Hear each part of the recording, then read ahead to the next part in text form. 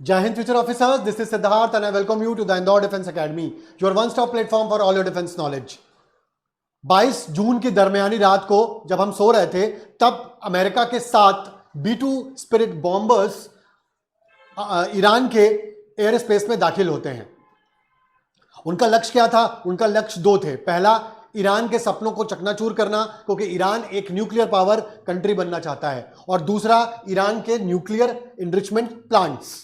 तो ये देखिए, इस मैप से आप अच्छी तरीके से समझ पाएंगे कि यहां पे न्यूक्लियर साइट्स हैं, मिलिट्री साइट्स हैं, रिसर्च रिएक्टर्स हैं और यूरेनियम की साइट्स हैं। तो यहां पे जो निशाना था B-2 बॉम्बर्स का वो था फोर्डो, नटैंज और इस्फहान। फोर्डो एक कोस्टल एरिया में है और वहां पे न्यूक्लियर का एनरिचमेंट किया जाता है। जी हाँ, न्यूक्लियर एनरिचमेंट कैसे होता है, क्या होता है, इसके लिए मैं एक अलग वीडियो लेकर आऊंगा। लेकिन न्यूक्लियर एनरिचमेंट का मतलब होता है कि यूरेनियम 238 से 235 को बनाना। इसका मतलब है कि हम उसको एक सर्टेन परसेंटेज तक ले जाएं जिससे उस यूरेनियम 235 से हम बॉम्ब बना सकें। तो ये एक न्यूक्लियर एनरिचमेंट की साइट थी जिसको अपन फोर्डो कहते हैं।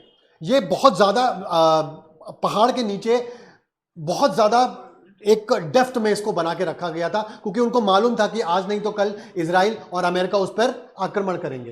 पहली है फोर्डो, दूसरी है नटांज जो फोर्डो से भी बड़ी है, जहां पे करीबन 15,000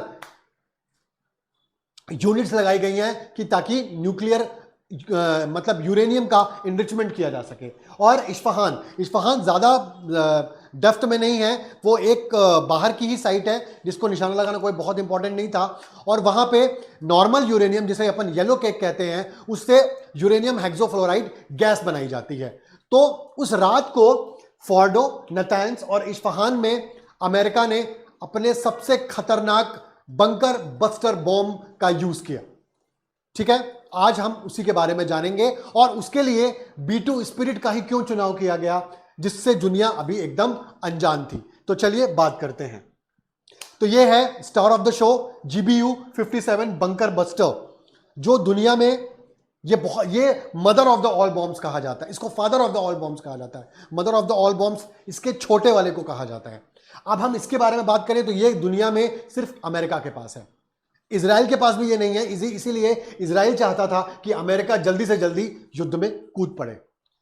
इजराइल ये चाहता था कि ये बॉम्ब के साथ अमेरिका आए और इसको स्टैब्लिश करने के लिए, इसको फायर करने के लिए जो एक स्पेशल विमान की जरूरत होती है, B-2 स्पिरिट, वो भी अमेरिका के ही पास है।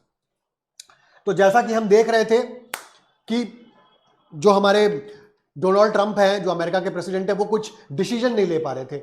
वो एक तरीके से लोग दुनिया को धोखे में रखने की कोशिश कर रहे थे। उनके बीच में क्या चल रहा था बिल्कुल भी नहीं पता था किसी को। वो G7 की मीटिंग जो कनाडा में चल रही थी उसको फटाफट छोड़ करके आ गए। लोगों ने कई तरह के कयास लगाए कि वो क्या करने जा रहे हैं। तो अब दुनिया को समझ में आया कि उस समय पे ये वाली पूरी प्लानिंग चल रही थी। इसलिए जल्दी से जल्दी अमेरिकन प्रेसिडेंट वापस स्वदेश लौट आए थे। तो यहां पे हम बात करेंगे GBU-57 की, जिसको अपन मैसिव ऑर्डिनेंस परपिट्रेटर भी कहते हैं, MOD भी कहते हैं। ये इसको बनाया क्यों गया है? इसको बनाया गया है कि जो जमीन के अंदर जो टारगेट्स हैं, खास करके इस बॉम्ब को ईरान के लिए बनाया गया था, नॉर्थ कोरिया के लिए बनाया गया था और चाइना के लिए बनाया गया था, कि ये लोग अगर जमीन के अंदर कुछ खतरनाक प्रयोग कर रहे हैं, न्यूक्लियर एनरिचमेंट कर रहे हैं, बॉम्ब बनाने की कोशिश कर रहे हैं, तो उनको टाला जाए, उनको अंदर ही अंदर बस्ट कर दिया जाए।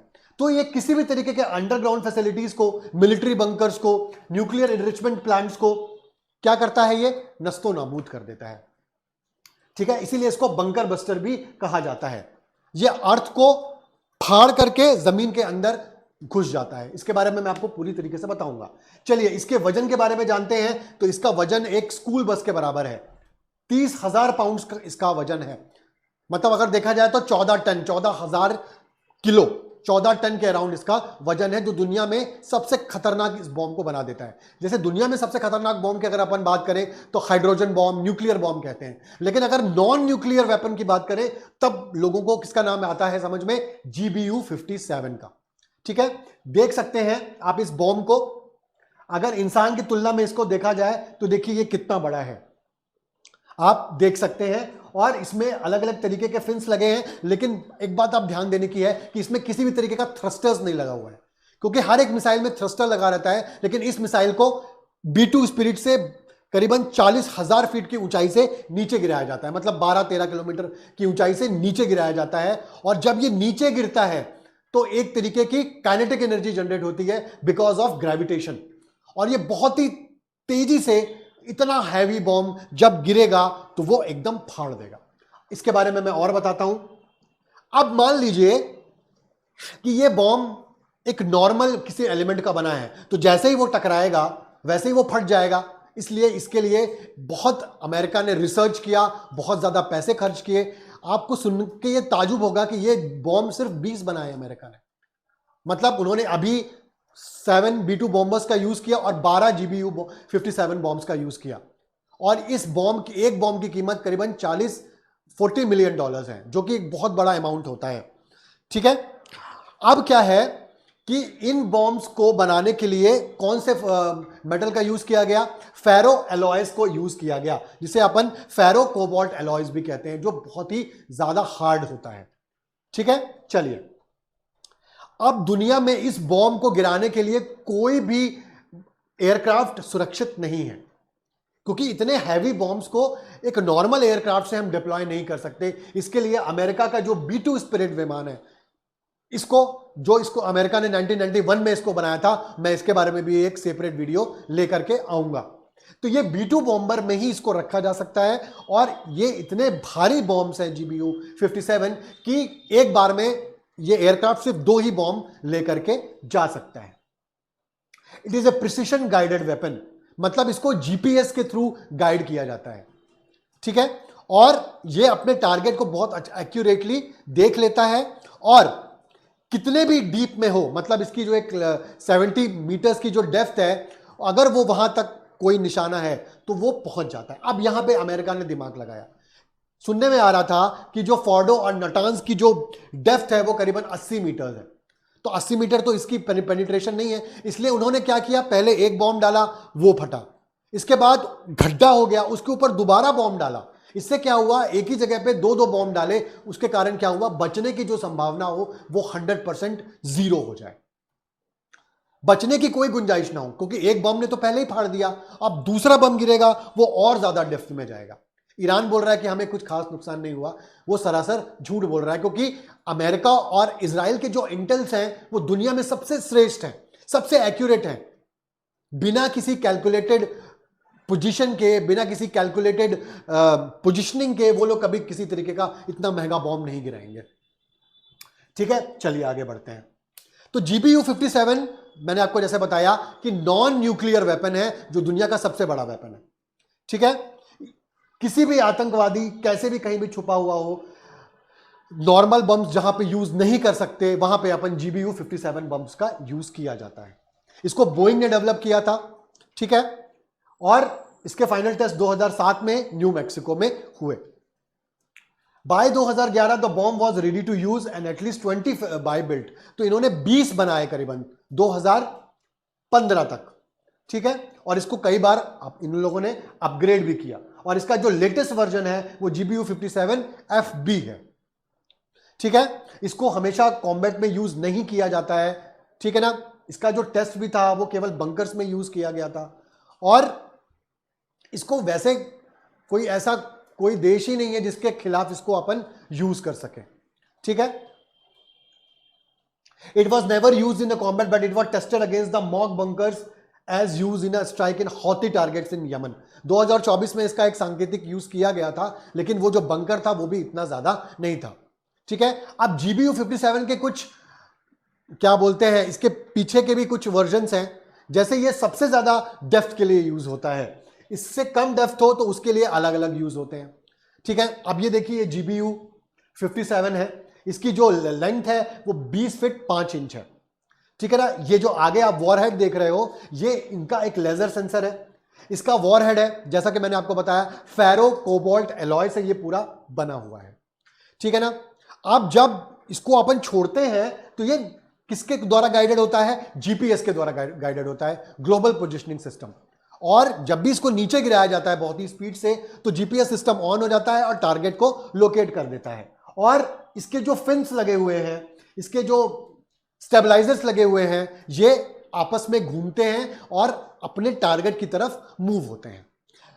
लेकिन आप नॉर्मल बॉम्ब्स की अगर अपन बात करें तो नॉर्मल बॉम्ब क्या होता है, जैसे ही ये अपने टारगेट पर टकराएगा, इसका जो बताता है कि बस ये स्ट्राइक हो गई है, डेटोनेटर को जाकर के इलेक्ट्रिक पल्स का संदेश देता है कि अब आप फोड़ दो। लेकिन इसमें क्या होता है, यहां पे जो सेंसर लगा हुआ है ये पहले स्ट्राइक को सेंस कर लेता है, ठीक है। इसके बाद क्योंकि मालूम है कि कुछ टाइम के लिए नीचे जाएगा, जब नीचे चला जाता है इसका जो जीपीएस सिस्टम है वो उसकी डेप्थ भी बताता है, इसका जो जगह है क्या वो सही है वो भी बताता है उसको।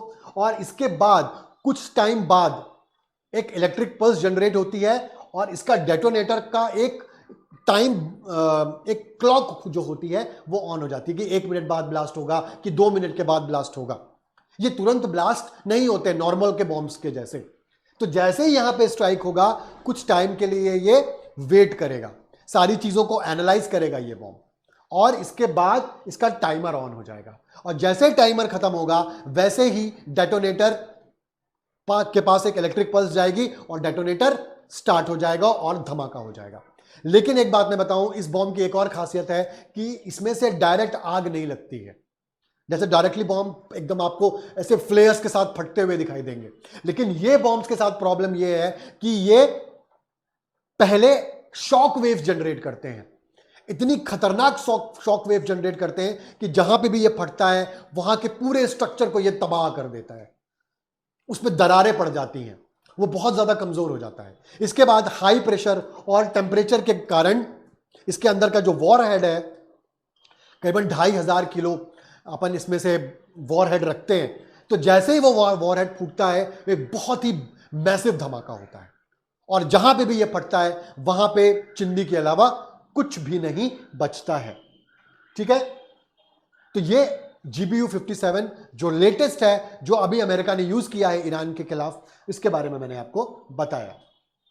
इसमें सुपर स्ट्रॉन्ग स्टील केसिंग लगी हुई होती है और इसमें से मेटल का यूज मैंने आपको बताया, फेरो कोबाल्ट मेटल का यूज किया जाता है। ये अर्थ को और कंक्रीट को ड्रिल कर देता है। अब देखिए, अब जब ऐसी कोई फैसिलिटीज यूज होती हैं तो उसमें एक नॉर्मल सीमेंट का यूज नहीं किया जाता या फिर नॉर्मल कंक्रीट का यूज नहीं किया जाता, उसमें रीइंफोर्समेंट कंक्रीट का यूज किया जाता है जो बहुत ही ज्यादा हार्ड होती है, ठीक है।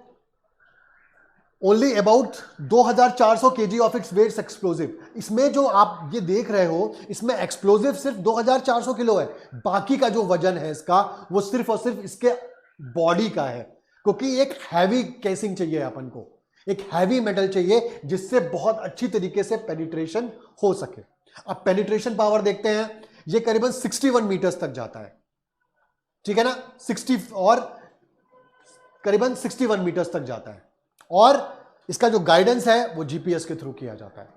अब मान लीजिए कि कोई ग्रेनाइट लगी हुई है, जब बहुत ही हार्ड पत्थर लगा हुआ है तो फिर एक जगह पे अपन को 2 फोड़ने पड़ेंगे। मान लीजिए ग्रेनाइट है तो वो करीबन उसका आप आधा कर लीजिए, मतलब 61 मीटर्स का आप आधा कर लीजिए, करीबन 30 मीटर्स तक ही जाएगा, ठीक है। तो इसके अपन, इसलिए अमेरिका ने जब इस बॉम्ब को गिराया तो एक नहीं गिराया, एक जगह पे 2 गिराए, जिससे बचने की संभावना खत्म हो जाए और पेनिट्रेशन पावर बहुत ज्यादा हो, ठीक है। लेजर सेंसर हो गया, वॉर हेड हो गया, इसके 4 विंग्स हो गए और 4 स्टेबलाइजर फिन्स हो गए जो इसको दिशा प्रदान करते हैं, जो इसको डायरेक्शन देते हैं जिससे यह बॉम्ब एक्यूरेटली फायर हो सके। चलिए, अब इसमें मैंने आपको बताया कि स्मार्ट फ्यूज लगा हुआ होता है, कि इसके आगे जो होता है वो फ्यूज लगा हुआ होता है। ये फ्यूज तुरंत ब्लास्ट नहीं करता है, ठीक है। ये क्या करता है, परफेक्ट मोमेंट का वेट करता है कि ठीक है अब पेनिट्रेशन हो गया, जहां घुसना था घुस गया, इसके बाद वो टाइमर को ऑन करता है जिससे डेटोनेटर ब्लास्ट कर देता है। इसकी जो डिलीवरी है वो B2 स्पिरिट स्टेल्थ बॉम्बर्स ही कर सकते हैं और एक बार में सिर्फ 2 ही ले जाया जा सकता है। आप ये देख सकते हो कि कितना भारी है ये, और ये एक बार में सिर्फ 2 जा सकते हैं। तो B2 जो बॉम्बर है वो रिटायर होने वाला है और उसकी जगह पे B21 रेडार आने वाला है। तो इस तरीके के मिशन जो होंगे फ्यूचर में वो B-21 रेडर के द्वारा होंगे। इसकी जो टैक्टिक है, the GBU-57 isn't about the raw power, it's precision tool. ये बहुत ही गड्ढा करता है, पृथ्वी को ड्रिल करता है और अपने एग्जैक्ट पोजीशन पे पहुंच जाता है। इसी श्रेणी की अपन बॉम्ब देखते हैं तो GBU-57 के बारे में अपन ने बात कर ली, ये सिर्फ अमेरिका के पास है। अगर अपन इजराइल की बात करें तो इजराइल के पास GBU-28 है जो 16 से 20 फीट तक जा सकता है, ठीक है। और इसका जो सबसे पहला वर्जन BLU-109 जिसको 1970s में अमेरिका ने बनाया था, वो 6 से लेकर के 8 फीट तक ही जा सकता है। इजराइल को यह पता था कि जो ईरान है उसकी जो फैसिलिटीज है फैडो की और नतान्स की, वो कम से कम 60 से लेकर के 80 फीट तक है और हमें उसके लिए GBU-57 बॉम्ब की जरूरत है। आप पेनिट्रेशन पावर भी देख सकते हैं कि ये इतना ही पेनिट्रेट करेगा, ये इतना पेनिट्रेट करेगा और ये कितना ज्यादा पेनिट्रेट करेगा, जो अपने आप में एक बहुत बड़ी चीज है। इसको क्या बोला जाता है? Father of all bombs. इसको क्या बोला जाता है बच्चों? Father of all bombs. और mother of the all bombs किसको कहा जाता है? GBU-43, जिसे अपन MOAB भी कहते हैं, मदर ऑफ ऑल बॉम्ब्स, जिसका जो वेट है वो करीबन 22,000 पाउंड्स है। और जैसा कि मैंने आपको बताया कि ये इतना भारी है, ये इतना जोखिम वाला है कि ये B-2 बॉम्बर भी इसको केवल 2 ही ले जा सकता है, ठीक है। अब मैं बात करता हूं कि आपने सुना होगा कि मुल्ला मुनीर जो फील्ड मार्शल बनाए गए हैं, जिसको अपन फील्ड मार्शल भी कहते हैं, वो 1 हफ्ते तक अमेरिका में थे और इनको फिर फाइनली डोनाल्ड ट्रंप ने बुलाया। तो लोग कई तरीके के कयास लगा रहे थे कि किस लिए बुलाया होगा, क्या रीजन होगा, क्या रीजन हो सकता है, ठीक है ना। तो अब जाकर के लोगों को पता चल रहा है कि यूनाइटेड स्टेट्स के जो प्रेसिडेंट हैं उन्होंने मुल्ला उमीर को इसलिए बुलाया कि उनको यह सब बताना था उनको। अब कई तरीके की थ्योरी निकल के आ रही हैं। पहला यह था कि 7 B-2 बॉम्बर्स अमेरिका के विटन एयरबेस से निकलते हैं और डायरेक्टली वो पैसिफिक के थ्रू पाकिस्तान पहुंचते हैं, पाकिस्तान में लैंड करते हैं और फिर पाकिस्तान से फिर वहां पे बलोच के थ्रू ईरान जाते हैं, ठीक है। जैसे अगर अपन मैप की बात करें, ठीक है, तो यहां से उड़ते हुए ये बलोच के थ्रू ये यहां पे आके बॉम्बार्डिंग करते हैं। ये ईरान ने कंफर्म किया है। तो आप कह सकते हैं कि पाकिस्तान, जिसको ईरान को अपना बहुत अच्छा दोस्त बताता था, उसी की पीठ में खंजर भोंक दिया। क्योंकि पाकिस्तान तो एक हीरा मंडी है, आपको कोई भी काम करवाना है, आपको कोई भी चीज चाहिए, बस आप डॉलर फेंकिए, तमाशा देखिए। आप अमेरिका तो ये बात जानता है कि पूरी पाकिस्तान को हम ओन करते हैं और हम पाकिस्तान को जैसा बोलेंगे पाकिस्तान वैसा करेगा, और पाकिस्तान ने वैसा ही किया, अपने दोस्त के पीछे छुरा भोंका। अब कई तरीके की चीजें आ रही हैं कि पूरा यहां से होते हुए क्या बोलते हैं, रावलपिंडी एयरबेस का यूज किया B-2 स्पिरिट के लिए। कई सारे बोल रहे हैं कि सऊदी अरेबिया ने उसको हेल्प की। सऊदी अरेबिया के जो अमेरिका का जो एयरबेस है वहां से B-2 स्पिरिट ने उड़ान भरी, ठीक है। लेकिन ये वाली थ्योरी ज्यादा इंपॉर्टेंट लग रही है कि पाकिस्तान से होते हुए ये लोग नीचे की तरफ आए। अगर अपन पर्शियन गल्फ की बात करते हैं, यहां से नीचे से आए होंगे, तो यहां पे ईरान के एयर डिफेंस सिस्टम्स लगे हुए थे। हालांकि यह बात भी कह रहे थे कि इजराइल ने पहले ही ईरान के सारे एयर डिफेंस सिस्टम्स को खत्म कर दिया था। इसीलिए अमेरिका के राष्ट्रपति ने बोला भी था कि we America and Israel own the skies of Iran, और ईरान ने कोई रिटेलिएशन भी नहीं किया।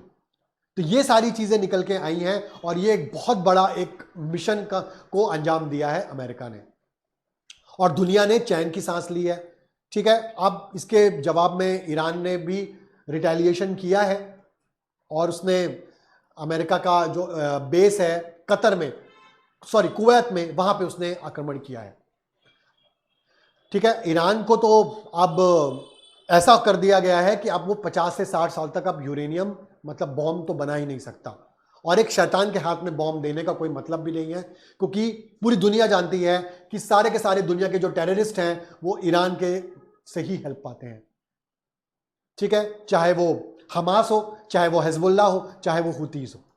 अगर ऐसे लोगों के पास अगर न्यूक्लियर बॉम्ब आ जाएगा तो दुनिया का जो शक्ल होगी वो क्या होगी। तो एक तरीके से देखा जाए तो दुनिया चैन की सांस ले रही है। ठीक है, आई होप ये वीडियो आपको समझ में आया होगा और आपको ये वीडियो अच्छा लगा होगा। और इसी सीरीज के मैं B2 स्पिरिट बॉम्बर के लिए एक अलग से वीडियो लेकर आऊंगा, और न्यूक्लियर इनरिचमेंट क्या होता है, किस तरीके से किया जाता है, रेडिएशन किस स्तर का वहां पे फैल गया होगा, क्या रेडिएशन फैलने की संभावना तो नहीं है, इसके बारे में अपन अगले 2 वीडियोस में बात करेंगे। चलिए, अपना ख्याल रखिए, stay healthy, stay fresh and subscribe to our channel. चलिए मिलते हैं, जय हिंद।